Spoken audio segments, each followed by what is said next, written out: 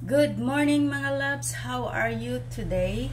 For today's vlog ay magluluto ako ng chicken curry. So ito po yun, ang chicken na gagamitin ko ay ang thigh parts.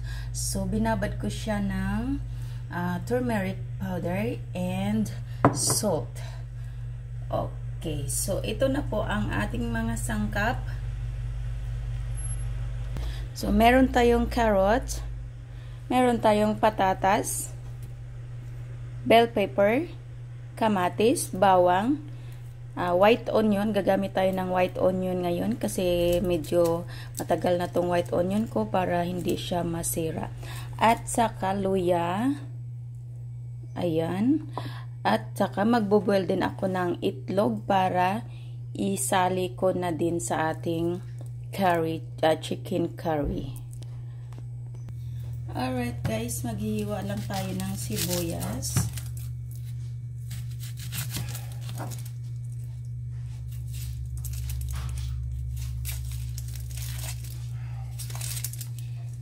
Mayaman tayo ngayon kasi may white onion tayo. So mamaya ipakita ko sa inyo ang procedure ng pagluto ng chicken curry. Alright, ito na po ang ating mga sangkap na gagamitin sa ating curry, chicken curry. Meron tayong bawang at saka white onion, kamatis, ginger, at meron tayong ginger powder, meron tayong turmeric powder, coriander powder, garlic powder, at saka syempre ang ating curry powder. So umpisahan na natin. Alright, gagamit lang tayo ng butter. Ayan.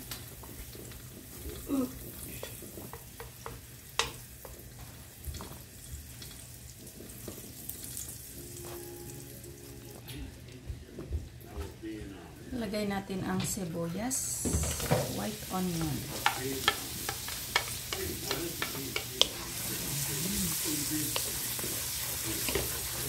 At isabay na lang din ang bawang.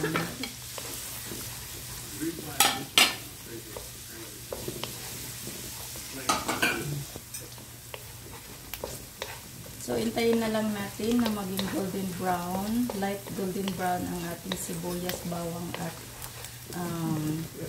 luya. Saka natin lagyan ng mga powder. First natin ilagay ay ang ating curry powder.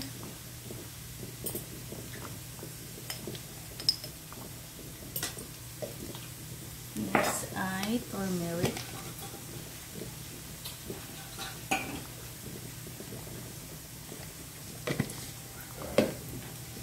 Sunod ay ang ating coriander powder. Ex-house tayo kasi.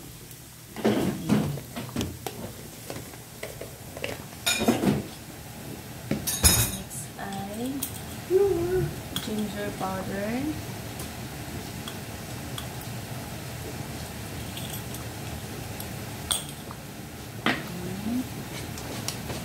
Ang ating garlic powder pala yun. So, ito ay ginger powder. Okay. Ihalo natin.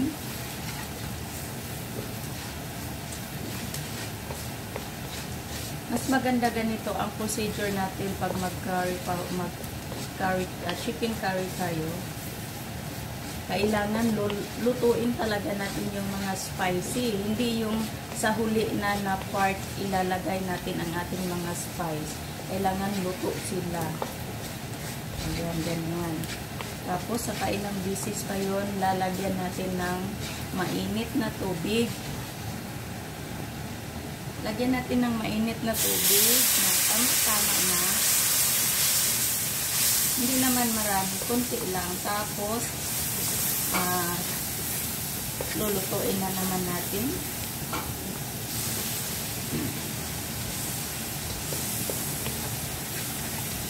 Ayan.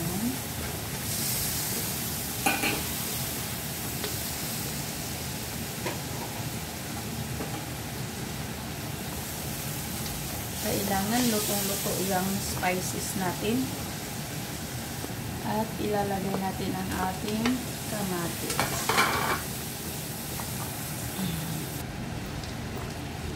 So, ngayon ready na ang ating spices at ilalagay na natin ang ating manok.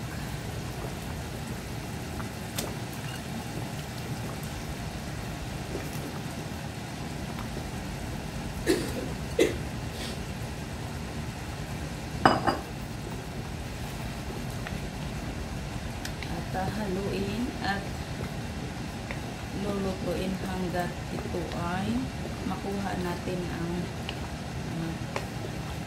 consistency na parang malapot siya.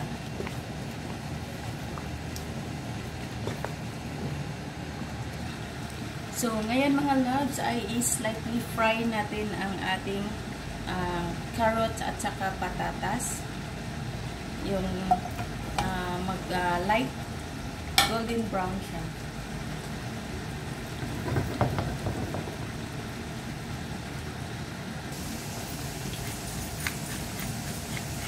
Lagyan natin ng paminta.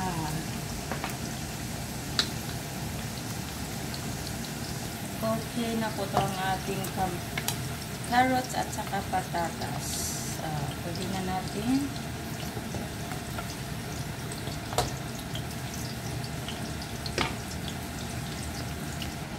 alright mga loves, hard-boiled na po ang ating itlog. So, pwede na natin ihalo dyan.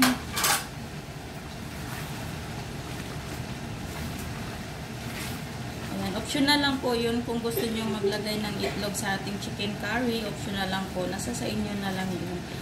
Kasi ako gusto ko na may itlog sa aking chicken curry. Gustong gusto ko to. Okay mga loves, ilagay na natin ang carrots at saka patatas at isali na rin natin ang ating bell pepper.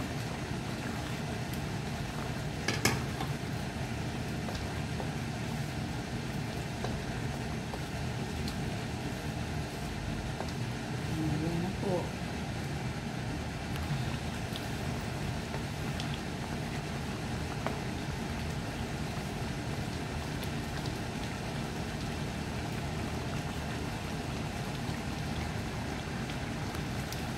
Alright, mga loves, ay ilalagay na natin ang ating gata. Gumamit po tayo ng fresh gata from Coco Mama kasi hindi ako nakapunta sa merkado, so ito na lang ang gagamitin ko.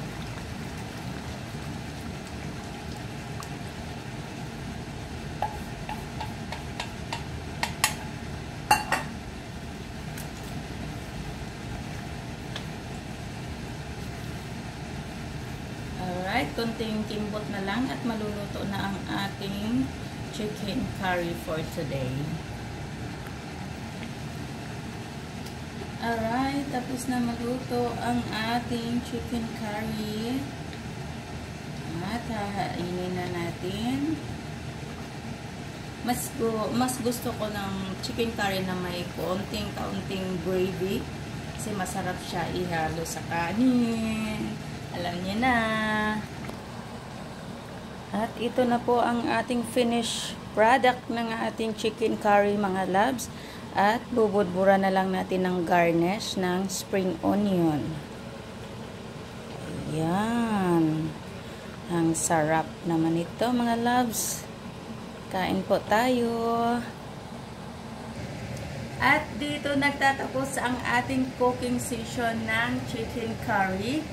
At huwag niyong kalimutan kung bago lang kayo sa aking YouTube channel, please don't forget to like, comment, and share, and subscribe. And thank you for watching mga loves. Bye-bye!